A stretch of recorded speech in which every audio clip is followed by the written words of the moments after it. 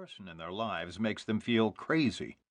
They don't really trust them but can't pinpoint why. They get mad at them but for some reason end up feeling guilty themselves. They confront them about their behavior only to wind up on the defensive.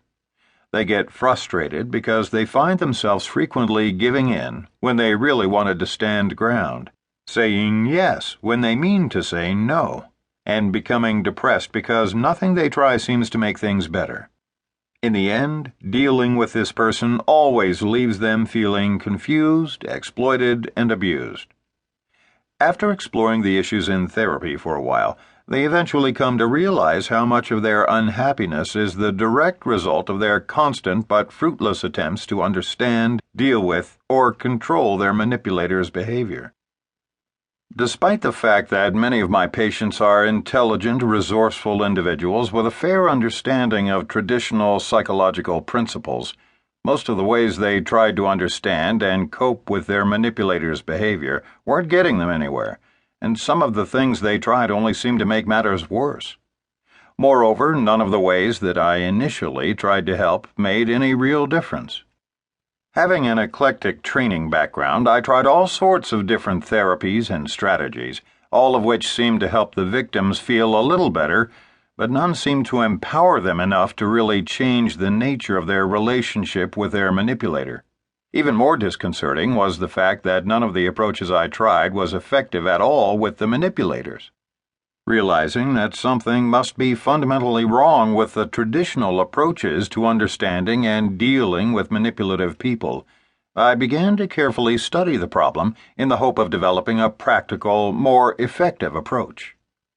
In this book, I would like to introduce you to a new way of understanding the character of manipulative people. I believe the perspective I will offer describes manipulators and labels their behavior more accurately than many other approaches. I'll explain what covert aggression is and why I believe it's at the heart of most interpersonal manipulation. I'll focus some needed attention on dimensions of personality that are too often ignored by traditional perspectives.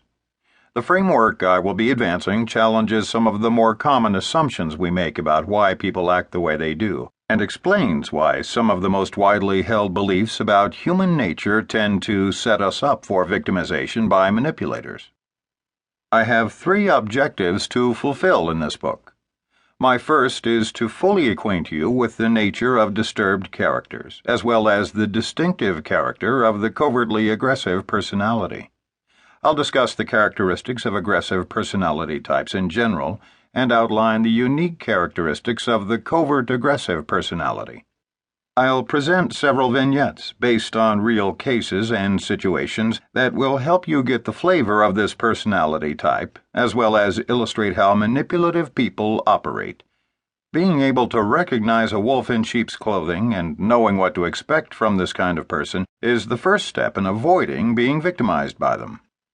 My second objective is to explain precisely how covertly aggressive people manage to deceive, manipulate, and control others.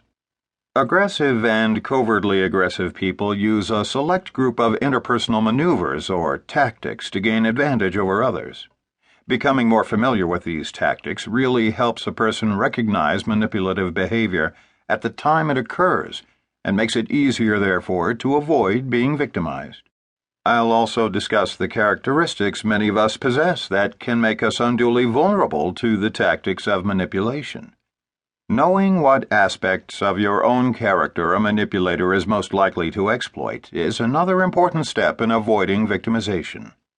My final objective is to outline the specific steps anyone can take to deal more effectively with aggressive and covertly aggressive personalities.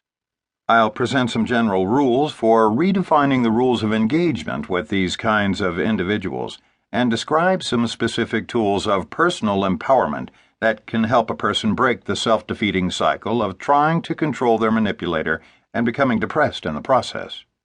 Using these tools makes it more likely that a one-time victim will invest their energy where they really have power, in their own behavior.